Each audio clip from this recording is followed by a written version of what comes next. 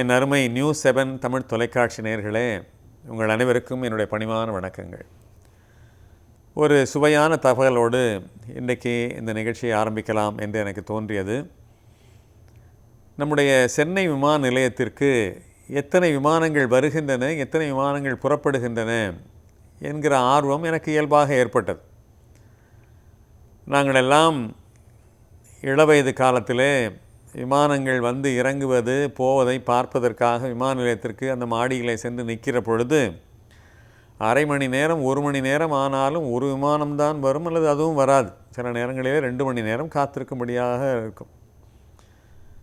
இப்பொழுதெல்லாம் அடிக்கடி விமானங்கள் வருகின்றன. எவ்வளவு விமானங்கள் வருகின்றன என்ற ஒரு ஆர்வம் எனக்கு ஏற்பட்டது. இது போன்ற பொது ஊடகங்களிலே ஒரு தவறான தகவலை சொல்லிவிடக்கூடாது என்பதற்காக விமான நிலைய அதிகாரிகளோடு பேசி ஆதாரபூர்வமாக இந்த செய்தியை நான் சொல்லுகிறேன். நம்முடைய சென்னை விமான நிலையத்திற்கு தினமும் 125 விமானங்கள் உள்ளூர் விமானங்கள் வருகின்றன, புறப்படுகின்றன.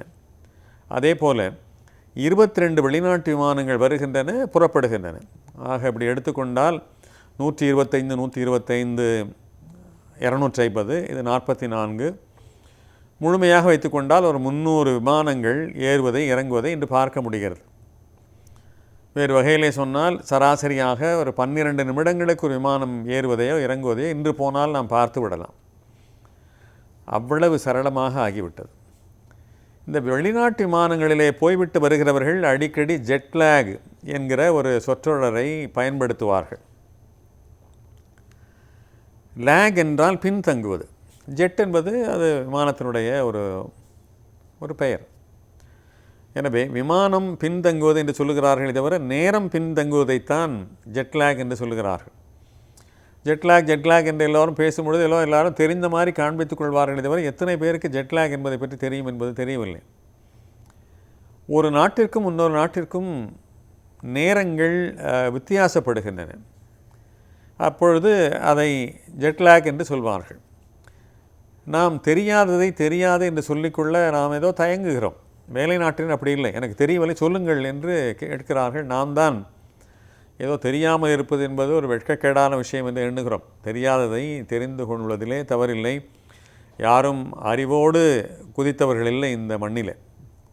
நாம் வளர வளரத்தான் தெரிந்து கொள்கிறோம், தெரியத்தான் நாம் வளருகிறோம். எனவே அதை பற்றி சொல்ல வேண்டும் என்று தோன்றியது. ஒரு சூரியன் செங்குத்தாக பூமியில் விழுகிற பொழுது அப்பொழுது அது 12 மணியாக இருக்கிறது. பூமியினுடைய உருண்டை காரணமாக அது கொஞ்சம் கீழே போகிற பொழுது அந்த பகுதி இருட்டாக இருக்கிற பொழுது அது நேரம் குறைவாக இருக்கிறது. மெல்ல அந்த சூரியன் நகர்கிற பொழுது இந்த பக்கம் வெயிலாக ஆகிற பொழுது அது மெல்ல மாலையாக மாறுகிறது. எனவே 24 மணி நேர வித்தியாசத்திலே இந்த உலகம் இயங்குகிறது. ஒரு விமான நிலையத்திலிருந்து இன்னொரு விமான நிலையத்திற்கு போகிற பொழுது இந்தியாவிலே நேர மாற்றங்கள் இல்லை. இத்தனைக்கும் சொல்லப்போனால் நாம் அந்தமான் தீவிற்கு பயணம் செய்கிற பொழுது நிறைய நேரம் 1.25 மணி நேரம் வரை அதற்கு பயணம் செய்கிறோம். பக்கவாட்டிலே நகர்வோம். நேர்மேலே நகர்ந்தால் அது நேர வித்தியாசம் வராது. பக்கவாட்டிலே நகரும் பொழுது தான் நேர வித்தியாசம், இப்படி விலகுகிற பொழுது தான் நேர வித்தியாசங்கள் வரும். அந்தமானிலே இருக்கிற கடைக்கோடி தீவான இந்திரா காந்தி பாயிண்ட் என்கிற இடத்துல இருந்து இரவு நேரத்தில் மலை மீது நின்று பார்த்தால் இந்தோனேசியாவிலே எரிகிற விளக்குகள் தெரிகின்றன என்று என்னுடைய நண்பர்கள் சொல்லியிருக்கிறார்கள். இது எந்த அளவுக்கு அது சரியான தகவல் என்று தெரியாது. ஆனால் அருகருகே இருக்கிறது என்பது ஒன்றும் தவறான தகவல் அல்ல. ஆனால் இந்தோனேசியாவிலே 1.5 மணி நேரம் வித்தியாசம். இங்கே நமக்கு என்ன நேரமோ அதை விட 1.5 மணி நேரம் கூடுதலான நேரத்தில் இந்தோனேசியா இயங்குகிறது. ஆனால் அந்தமானிலே அப்படி இல்லை. இந்தியாவிலே ஒரே நேரம்தான்.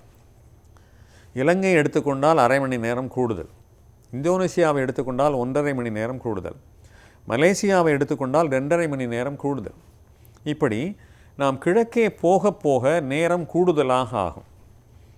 நாம் மேற்கே போக போக நேரம் குறைய ஆரம்பிக்கும். உதாரணமாக வளைகுடா நாடுகளிலே 1.5 மணி நேரம் குறைவு நம்முடைய நேரத்தை விட.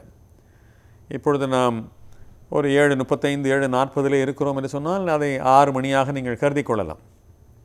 இதையே நீங்கள் மலேசியாவாக எடுத்துக்கொண்டால் அதை 10 மணியாக நீங்கள் எடுத்துக்கொள்ளலாம். அப்படித்தான் இந்த நேர வித்தியாசங்கள். இப்படி வந்து இறங்குகிற பொழுது நேர வித்தியாசங்கள் தூக்கத்தை மாற்றுகின்றன, உணவு பழக்கத்தை மாற்றுகின்றன. எனவே சில பேர் தடுமாறி போகிறார்கள்.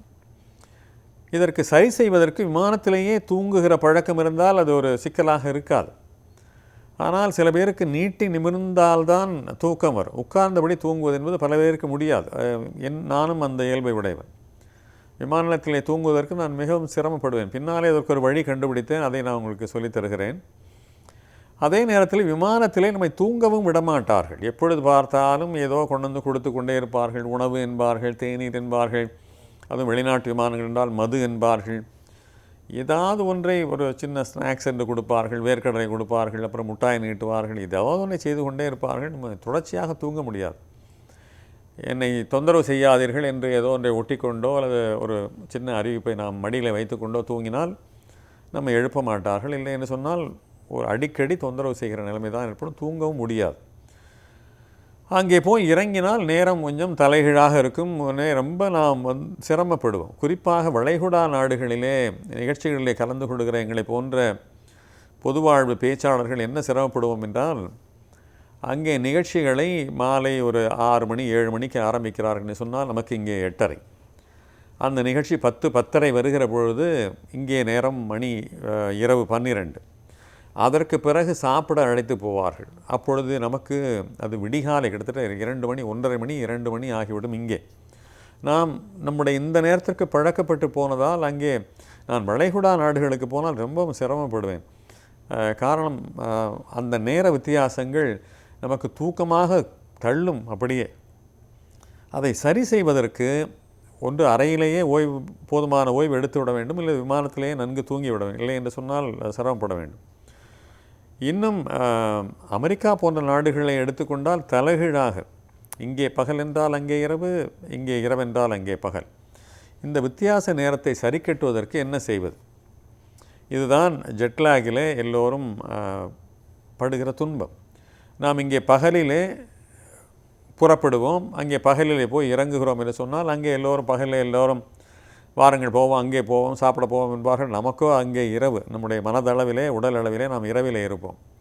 நமக்கு தூக்கமாக சொக்கித்தள்ளும். ஆனால் தூங்குகிறோம் என்று சொல்ல முடியாது. சில பேர் உரிமையோடு எடுத்துக்கொண்டு மகன் வீட்டுக்கு மகள் வீட்டுக்கு போனால் நிச்சயமாக உரிமையோடு சொல்லிவிட்டு என்னை விட்டுவிடுங்கள், நீங்கள் எங்கே கொண்டு போனாலும் போங்கள், என்னை விட்டுவிடுங்கள், தூங்கலாம் என்று சொல்லலாம். ஆனால் இதை சரி கட்டி கொள்வதற்கே வெகு நாள் ஆகும். அமெரிக்காவிலே 10:30 மணி நேர வித்தியாசம், 11:30 மணி நேர வித்தியாசம், 12 மணி நேர வித்தியாசம்லாம் நிறைய இருக்கின்றன. சரி கட்டி கொள்வதற்குள் திரும்ப பார்த்தால் எங்களை போன்றவர்கள் அங்கே நீண்ட நாள் இருக்க வாய்ப்பில்லை. எனவே இங்கே வந்து இறங்கி மறுபடியும் இதற்கு பழக்கப்படும், மறுபடியும் சிரமப்படுவோம். இந்த ஜெட்லாக் என்கிற நேர வித்தியாசத்தை சரி கட்டி கொள்வது என்பது அவ்வளவு சுலபமான விஷயமல்ல. இதற்கு நான் யாரை எண்ணிக்கொள்வேன் என்று சொன்னால், இந்த ஷிஃப்ட் முறையில் வேலை செய்கிறார்கள் அல்லவா, அவர்களை எண்ணி நான் உண்மையிலே வியப்பதுண்டு. ஒரு வாரம் இரவு நேர பணி, ஒரு வாரம் பகல் நேர பணி, 15 நாள் இப்படி பணி, 15 நாள் அப்படி பணி, ஒரு மாதம் இப்படி பணி அப்படி பணி என்று ஷிஃப்ட் முறையில் இயங்குகிறவர்கள் இருக்கிறார்கள்.